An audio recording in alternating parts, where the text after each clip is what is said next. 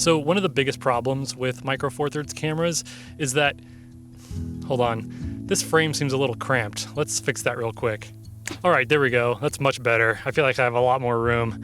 But you know what? I bet we could get even wider than this. Give me 1 second.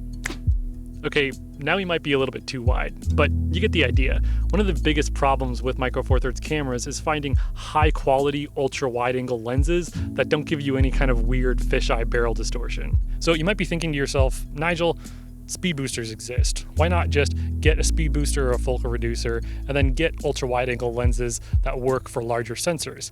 Well, I agree, that's a really good way to go, but I kind of feel like that moves away from the whole idea of having a small camera package. So that's why I was pretty stoked when Mikey reached out to me and asked if I wanted to review their new 8mm f2.8. And this is what we're going to be talking about today.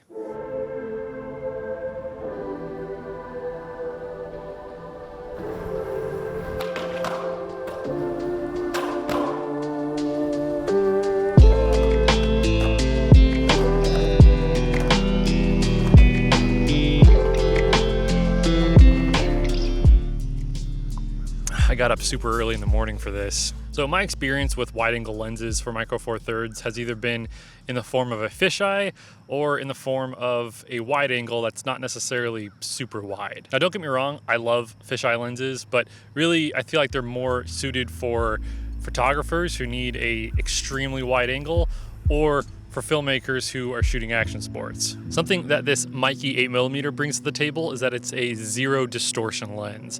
So you'll notice that in this example footage, there isn't any crazy barrel distortion on the edge of the image. That's because this is not a fisheye lens. This is a ultra wide angle lens with no barrel distortion. Something else that Mikey thought of when they made this lens was, although this lens does have a domed front element, they actually put threads on the lens hood so that you could still attach filters on the front, like a variable ND, which I have one on right now. So unlike a fisheye or other traditional wide angle lenses like the Panasonic 7-14, or I believe even the Olympus doesn't have the ability to put filters in front of it, but this Mikey 8mm does, which I think is a pretty cool little feature. And although this lens isn't really a cinema lens, it actually does have a declicked aperture and a really smooth focusing ring. Mikey does have a lineup of cinema lenses that covers the 8mm range as well, and I feel like this 8mm is kind of fits into that more photography centric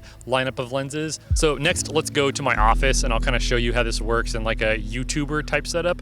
But before we do that, I would like to thank the sponsor of today's video, which is Skillshare. So if you haven't heard of Skillshare before, it is an online learning community for creative and curious people like you and me. As most of you know, I'm pretty much a self-taught filmmaker. I learned most of what I know just by researching it online. But with Skillshare, you have access to thousands of inspiring classes to help you gain more knowledge in whatever subject you're interested in, all in one place. So as a lot of you know, I started a podcast recently, and so I kind of wanted to up my audio knowledge. And so one class that I took and can definitely recommend is Audio Engineering 101, Microphones for Beginners by Scott Liu. Scott breaks down all the different types of microphones out there and their specific use case, how to apply sound treatment, and how to best use different types of audio recorders. The really cool thing is that the first 1,000 people to click the link in the description below are going to get a 1-month free trial to Skillshare. So I would highly recommend try to be one of those first 1,000 people, click that link and get yourself a 1-month free trial and go learn something new.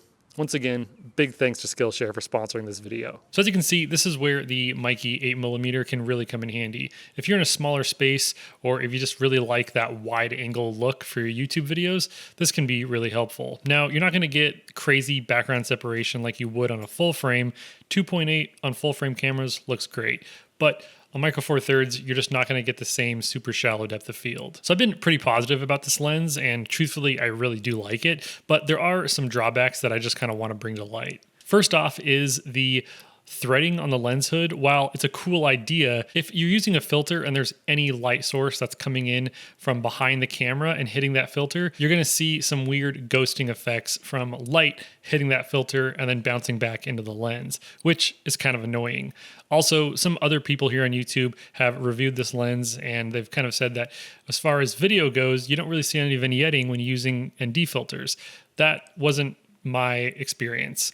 I actually saw quite a bit of vignetting. Now that could just be the variable ND filter that I was using. So if you have maybe like an 82 millimeter variable ND and you step it down to a 77, you'll probably see less, but on my 77 millimeter variable ND, I definitely did see some vignetting. The third thing that I want to touch on is kind of where this lens actually fits in the wide angle space for Micro Four Thirds cameras. Because on one end, you have the really premium and pretty expensive Laowa lenses that are ultra wide angles and faster than this Mikey lens. And then you have the new Panasonic 9mm f1.7, which is only $100 more than this lens, and you have autofocus, weather sealing, it's faster at f1.7. So it just kind of makes this Mikey lens kind of fit into a kind of a weird spot. But with all that being said, this is a very well-built lens. It feels very professional. It doesn't feel like a toy.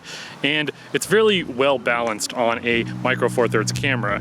Right now you can kind of see how it would work in like a vlog style situation, but one way that I've really been enjoying using this lens is actually filming skateboarding.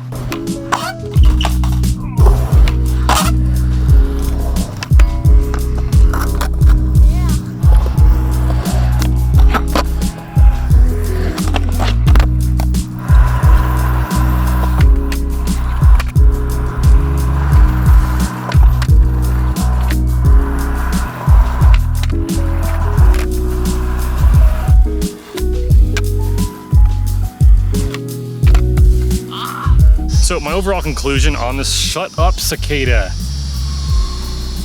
Hey, you listen to me. So my overall conclusion for this lens is that I really like it. I think that it'll be the lens that I go for whenever I need a really nice wide angle field of view. But if you're still not too convinced, I did create a playlist right here with some other wide angles that I've reviewed, so you can kind of watch that and compare and contrast. But other than that, I think that's all I have for you. Thanks for watching, and I'll catch y'all next time. Later.